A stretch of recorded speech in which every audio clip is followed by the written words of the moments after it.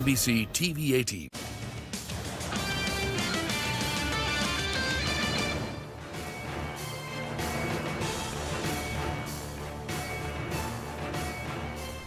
Hi there, good morning. You're watching Power Breakfast on CNBC TV 18. I'm Mangla Malu. With me is Anisha Jain. Midweek, we're 2 days ahead of the big event, the budget.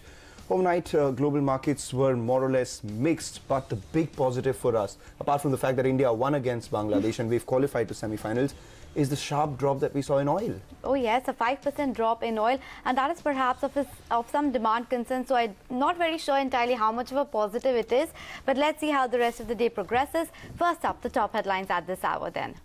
Wall Street ends higher, S&P 500 posts new record close, Asian markets subdued in early trade.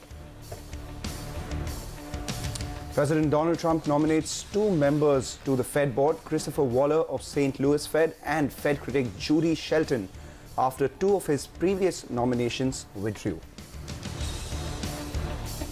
Oil prices edge up after slipping in overnight session. The OPEC and its allies agree to extend supply cuts to March 2020.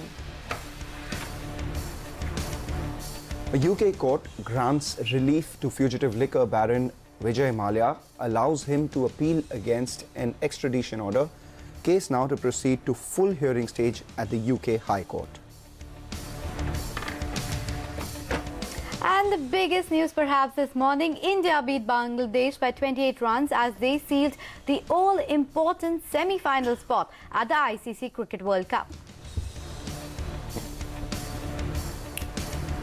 Right, first up, a look at how the Asian markets are faring. The Asian markets are lower in trade, and this despite a positive handover coming in from Wall Street. And this primarily because despite S&P 500 hitting a record high, the trade tariff worries kept a lid on the gains that we saw. We thought that US and China wars are now over, but then now the US has threatened new tariffs on European goods. And just taking a look at the products that they've threatened tariffs on: olives, Italian cheese and Scotch whiskey. So let's see how the demand for that fares. The Nikkei is lower by 0.6%. We're seeing some strength in the dollar yen as well, which is strengthened past the 108 handle. We have the Korean markets lower as well. Along with that, the Straits as well as the Taiwanese indices, both of them should come off for you, lower by about 1/3% for the Straits and 0.6 for Taiwanese. But in that, the SGX Nifty is actually indicating a positive start, and a large part of that could be attributed to a couple of reasons. The biggest reason is the near 5% drop that we saw in oil overnight, and secondly, we have the budget, so maybe some bit of a hope building up ahead of the budget in just the next couple of days. Okay, so that was about Asia, but if you look at the Wall Street, the stocks ended higher, but gains were capped after the US threatened a new wave of tariffs on European goods, dampening recent optimism surrounding the US-China trade truce. Now, the S&P 500 managed to climb 0.3% and posted a record closing high, while the Dow Jones ended the day up around 89 points, and the Nasdaq Composite advanced around 0.2%. CNBC's Aditi Roy gets us a wrap of all that transpired on Wall Street yesterday. U.S. stocks little changed, with gains kept in check by trade uncertainty. The Dow gaining 69 points, the S&P up 8, closing at a new record, and the Nasdaq rising 17. U.S. oil prices diving more than 4% despite OPEC and its allies agreeing to extend supply cuts into 2020. Weak manufacturing data has investors worried that a global economic slowdown could hit oil demand. OPEC leaders have been cutting output since 2017 amid a surge in U.S. production. Meantime, shares of Anheuser-Busch InBev jumping more than 2% Tuesday. This after the brewer announced it is looking to raise as much as $9.8 billion from a Hong Kong listing. This would be the world's largest initial public offering of the year.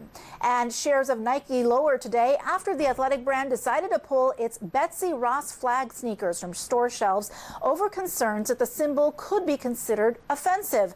In a statement to CNBC, the sneaker giant said it is proud of its American heritage, but did not want to unintentionally offend anyone. The flag, which was originally made to represent the 13 colonies, has become associated with some white supremacist groups. Okay, so U.S. markets ending just largely higher but capped because of the U.S. trade war concerns. But on that note, here is some opinion from experts on the road ahead for the U.S. markets. Markets are decently priced. China in particular is inexpensively priced. Investor positioning is light, and we've got a severe pivot by the Fed, as we know, in terms of easier monetary policy, and certainly that's what the market's pricing, and that's percolated out globally. So globally, we're out of QT back to pretty much QE, and that's very supportive for asset prices. The problems, the challenges are, number one, that you've got this uncertainty about trade. Okay, in the near term, we've got some positive news, but there's going to be some twos and fro's on this, and there is potential downside, and as you and Sarah were discussing, if the List 4 tariffs go into effect, that clearly will have downside for growth and for earnings.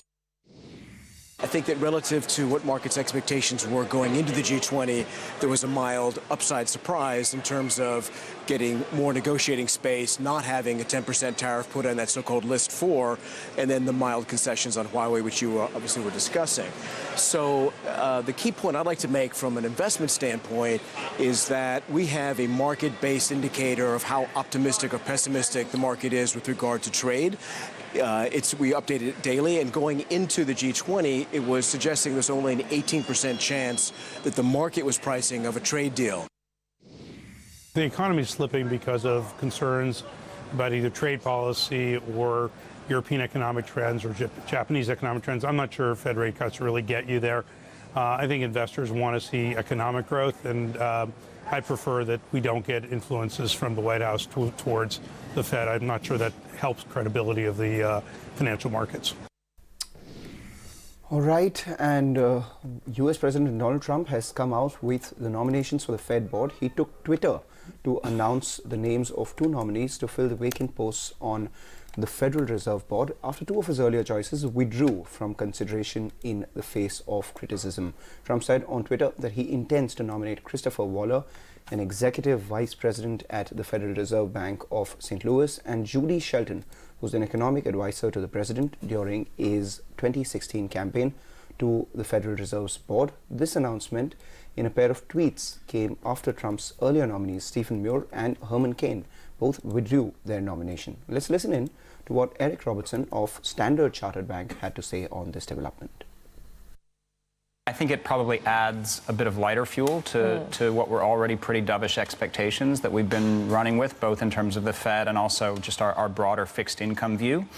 It is interesting to me that, certainly Chris Waller, I think could be described as more of a mainstream traditional economist, so brings some of that academic gravitas that perhaps some of the previous candidates that Trump has proposed have not had. And he's equally dovish, right? So you've got 2 potential candidates coming in who I would argue are very dovish for U.S. fixed income.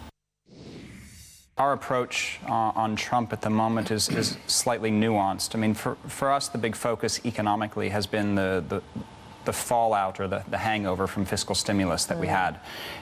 So the U.S. economy is slowing, no disputing that, along with the rest of the global economy. I think Trump's challenge as he goes into the re-election campaign next year is how do you re-stimulate growth, right? How do you maximize your economic and equity market performance going into the election campaign? Fiscal stimulus, I would argue, is virtually impossible to get through Congress now with a divided Congress. So he needs the Fed to be easing as quickly as possible.